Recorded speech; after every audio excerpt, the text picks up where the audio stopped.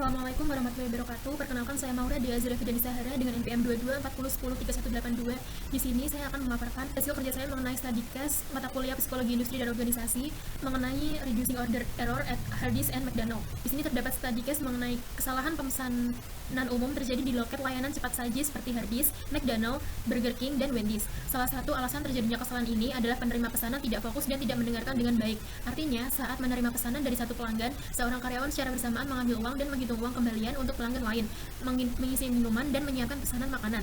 Alasan lainnya adalah beberapa pelanggan mungkin tidak berbicara dalam bahasa yang sama dengan orang yang menerima pesanan.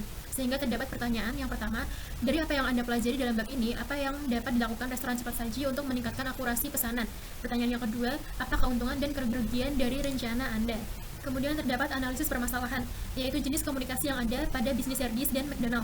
Terdapat 3 jenis komunikasi. Yang pertama ada customer employee communication, yaitu komunikasi karyawan dan pelanggan. Di sini terdapat komunikasi verbal langsung, yaitu seperti pesanan langsung kepada karyawan, yaitu tatap muka langsung dari pelanggan ke customer, seperti pesanan drive-thru atau pesanan di kasir. Kemudian yang kedua ada komunikasi non-verbal, yaitu pesanan yang tidak tatap muka, seperti pesanan self-service atau melalui mesin elektronik. Jenis yang kedua ada internal employee communication, yaitu komunikasi internal karyawan. Di sini terdapat komunikasi yang pertama yaitu komunikasi verbal langsung seperti koordinasi di dapur, pelayanan, serta bagian penyajian. Yang kedua ada komunikasi tertulis. Komunikasi tertulis ini didasarkan langsung kepada dari perusahaan seperti catatan pesanan, instruksi kerja, dan memo, sehingga seluruh karyawan diharapkan mampu mengetahui dan memahami apa saja instruksi kerja yang tersedia. Yang ketiga ada komunikasi elektronik, yaitu sistem point on sale, yaitu sistem pelayanan yang sudah ditujukan dengan mesin elektronik. Jenis komunikasi yang ketiga yaitu marketing komunikasi atau komunikasi pemasaran, yaitu komunikasi dari restoran kepada pelanggan melalui iklan, promosi, media sosial, dan platform atau website perusahaan. Kemudian jenis komunikasi yang paling signifikan dan menyebabkan kesalahan pemesanan order pada Wendy's dan juga McDonald yaitu customer employee communication, yaitu komunikasi antar karyawan dan pelanggan, karena pada saat itu pelanggan langsung berhadapan dengan karyawan saat pemesanan makanan ataupun saat melakukan sistem order, khususnya komunikasi verbal langsung saat pemesanan. Kemudian terdapat contoh nyata dari order errors di McDonald. Yang pertama, pelanggan memesan Big Mac tanpa acar. Karyawan yang terburu-buru tidak mendengar permintaan tanpa acar dan memberikan Big Mac standar dengan acar. Pelanggan menjadi kecewa karena harus membuang acar tersebut atau mengembalikan pesanan. Contoh nyata yang kedua yaitu pelanggan memesan McFlurry Oreo. Karyawan baru salah memasukkan pesanan sebagai McFlurry M&M. Pelanggan yang alergi terhadap kacang yang terkandung dalam permen M&M tersebut tidak menyadari kesalahan tersebut dan memakan McFlurry, sehingga menyebabkan resiko alergi dari kacang yang terdapat pada permen M&M tersebut. Kemudian, masalah komunikasi terhadap kesalahan order yang pertama itu karena kesalahan kurangnya fokus karyawan, karena tingkat kerja yang tinggi dan juga sistem kerja yang signifikan atau yang berulang, sehingga terjadi fokus karyawan yang tidak memperhatikan pelanggan secara penuh. Yang kedua ada keterbatasan bahasa, yaitu karyawan hanya memahami bahasa ibunya sendiri atau bahasa Inggris sebagai bahasa internasional. Namun sebagai pelanggan terdapat beberapa customer yang mungkin bisa berasal dari berbagai daerah atau berbagai negara yang ingin memesan, sehingga terdapat ketidakpahaman antar bahasa yang dikomunikasikan. Yang ketiga ada volume pesanan yang tinggi.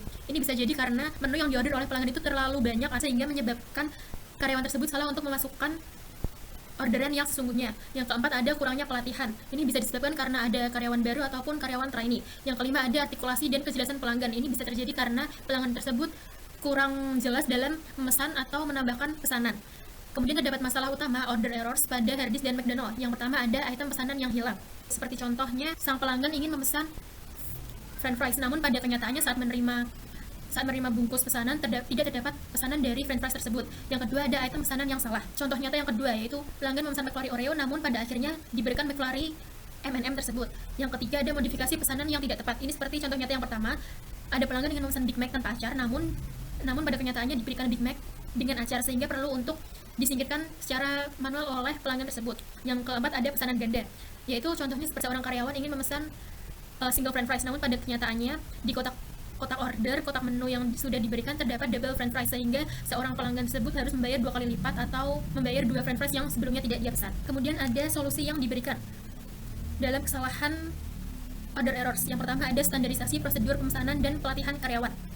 Ini dapat dibuat dengan prosedur pemesanan yang jelas, termasuk dengan penggunaan bahasa yang seragam, pengulangan pesanan, dan konfirmasi visual atau menampilkan pesanan di layar, sehingga nanti saat karyawan ingin masukkan menu yang dipesan, seorang pelanggan tersebut juga mengetahui menu yang diinput dalam mesin, karena terdapat layar yang dapat menampilkan pesanan yang sedang diinput. Hal ini dapat dijadikan solusi dengan pelatihan intensif karyawan tentang keterampilan mendengarkan aktif, komunikasi yang jelas, dan penanganan keluhan pelanggan. Kemudian, solusi yang kedua adalah implementasi teknologi untuk meminimalkan kesalahan. Dengan menggunakan sistem pemesanan digital atau layar pelanggan, headset untuk komunikasi lebih jelas, dan terintegrasi dengan dapur untuk mengurangi kesalahan input manual. Sehingga apabila terdapat custom order dari pelanggan, di bagian kasir maupun di bagian dapur itu terdapat arahan kedua saling arahan, jadi meminimalisir untuk terjadinya kesalahan order, dapat mengurangi ketergantungan pada interpretasi manusia dan meminimalkan kesalahan transmisi informasi. Solusi yang ketiga ada meningkatkan komunikasi multikultural, yaitu dengan menggunakan menu bergambar yang jelas dan menyediakan opsi pemesanan dalam berbagai bahasa jika memungkinkan, sehingga dalam buku menu itu terdapat bahasa ibu dari negara tersebut dan juga terdapat bahasa Inggris atau bahasa internasional opsional lainnya. Ini dapat diatasi oleh hambatan komunikasi yang disebabkan oleh perbedaan budaya dan bahasa dengan mengurangi potensi kesalahpahaman karena sudah terdapat berbagai macam bahasa pada buku menu yang sudah tertera. Kemudian untuk mengukur keefektifan solusi itu terdapat pengukuran tingkat kesalahan pemesanan, yaitu ada item pesanan yang hilang, item pesanan yang salah, serta modifikasi yang kurang tepat. Untuk itu terdapat 3 aspek untuk mengatur efektivitas solusi tersebut. Yang pertama adalah survei kepuasan pelanggan, yaitu dengan mengukur pengalaman pemesanan terkait dengan akurasi pesanan dan kualitas komunikasi. Ini dapat dijumpai melalui survei online, survei di tempat, maupun wawancara telepon. Solusi yang kedua ada umpan balik karyawan. Ini dapat dikumpulkan mengenai keefektivitas prosedur pemesanan, pelatihan, dan teknologi baru. Dapat dijumpai melalui survei anonim, diskusi kelompok, atau diskusi fokus, dan wawancara individu. Kemudian, untuk mengukur yang ketiga terdapat analisis data penjualan. Ini dengan membandingkan data penjualan untuk mengindikasi peningkatan penjualan terhadap kepuasan pelanggan loyalitas. Dengan menggunakan analisis data point on sale untuk mengidentifikasi tren penjualan dan perubahan perilaku pelanggan. Untuk mengukur keefektifan solusi tersebut bisa menggunakan laporan audit pesanan secara berkala, baik secara internal maupun dengan penggunaan mystery shopper. Mystery shopper ini seperti petugas yang seharusnya untuk menilai namun dikirimkan sebagai customer yang diam-diam meneliti tentang gerak-gerik dalam pemesanan, pelayanan, dan juga dalam hasil order tersebut. Kemudian dari solusi alternatif sendiri terdapat 2. Yang pertama ada rotasi pekerjaan atau job orientation, yaitu secara berkala memindahkan karyawan dari satu tugas ke tugas lain seperti kasir ke bagian penyajian atau ke bagian dapur, sehingga mampu mengurangi kebosanan dan meningkatkan fokus. Kenapa? Karena karyawan yang lebih fokus itu cenderung membuat kesalahan yang lebih sedikit. Solusi alternatif yang kedua yaitu insentif berbasis kinerja, yaitu dengan memberikan insentif atau bonus atau hadiah kepada karyawan yang mencapai tingkat akurasi pesanan yang tinggi. Ini seperti insentif dapat memotivasi karyawan untuk lebih memperhatikan detail dan meningkatkan kinerjanya. Kemudian dalam solusi yang sudah saya berikan itu pasti terdapat kelebihan dan juga kekurangan. Untuk kelebihan ini terdapat dari perusahaan, dari karyawan serta dari pelanggan. Kelebihan yang pertama terdapat peningkatan citra perusahaan apabila layanan tersebut dirasa lebih mudah dipahami atau layanan tersebut sesuai dengan karyawan, tentu akan menciptakan citra perusahaan yang lebih bagus. Kemudian ada efisiensi dan pengurangan biaya karena minim terjadinya kesalahan order.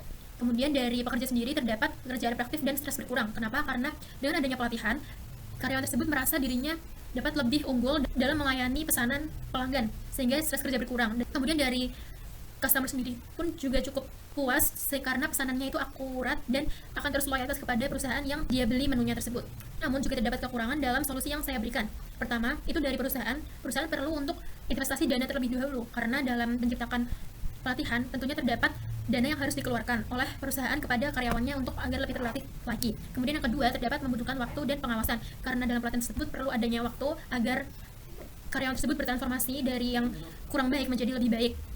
Kemudian dari karyawan tersebut juga memiliki kekurangan. Pertama, perlunya kemauan untuk belajar karena karyawan tersebut dituntut untuk lebih profesional terlebih lagi karena karyawan tersebut perlu untuk meningkatkan kapasitas dirinya agar lebih sesuai dengan citra perusahaan yang ingin dibangun, sehingga mungkin saja perasaan dari karyawan tersebut dapat lebih terkekang atau memiliki tekanan yang lebih tinggi. Kemudian dari sisi customer sendiri pun juga terdapat kekurangan dengan menganggap bahwa self service itu kurang personal karena dari customer harus menginput sendiri menu yang diinginkan tanpa adanya komunikasi dua arah langsung dari customer ke pelanggan. Nah, untuk kesimpulan dari study case ini, yaitu masalah utama dari Harddisk dan McDonald adalah tingginya tingkat kesalahan pemesanan yang disebabkan oleh komunikasi tidak efektif antara karyawan dan pelanggan. Hal tersebut dapat berdampak negatif pada kepuasan pelanggan, reputasi merek, biaya operasional, dan potensi pendapatan. Untuk mengatasi masalah tersebut, terdapat 4 usulan solusi utama. Yang pertama ada standarisasi prosedur pemesanan dan pelatihan karyawan. Yang kedua ada implementasi teknologi. Yang ketiga ada peningkatan komunikasi multikultural. Dan yang keempat ada membangun budaya umpan balik. Solusi yang ditawarkan dapat digunakan untuk memperbaiki kualitas pelayanan agar lebih profesional dengan tetap memperhatikan kondisi dalam evolusi perubahan. Baik, cukup sekian pemaparan dari study case psikologi industri dan organisasi ini. Apabila terdapat kesalahan dalam penyampaian dan tindakan, saya mohon maaf yang sebesar-besarnya. Atas waktu dan perhatiannya, saya ucapkan terima kasih. Wassalamualaikum warahmatullahi wabarakatuh.